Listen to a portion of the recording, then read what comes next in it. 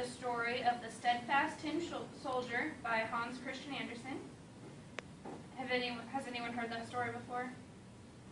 Okay, I didn't think so. So, once upon a time, an old tinsmith was casting soldiers, but he didn't have enough tin for the last soldier, so he cast it with just one leg.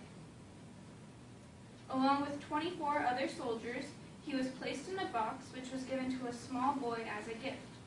The boy stood the soldiers on a table where there were already many other toys.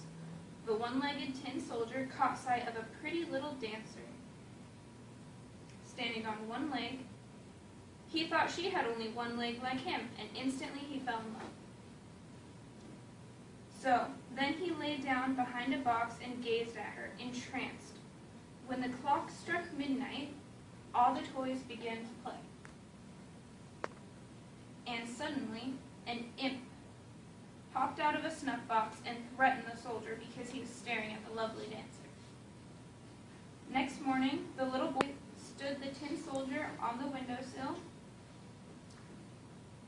Suddenly, the window flew open and the soldier fell out and landed in the street. A couple of urchins found him, put him in a newspaper boat, and let him sail along the gutter. But his voyage ended in the lake, where the newspaper boat went under and the soldier too. He thought then of the pretty dancer who he would never see again. But the soldier was suddenly inside the belly of a fish. For a while, but suddenly daylight streamed in. The fish had been caught, sold at the marketplace, and it ended up exactly in the same parlor where the other toys and the pretty little dancer were. For whatever reason, perhaps the imp was to the blame, the boy took the soldier and threw him into the stove.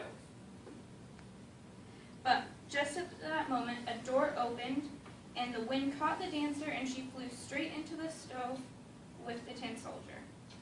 The next morning, the maid found a shiny heart and ashes in the ashes.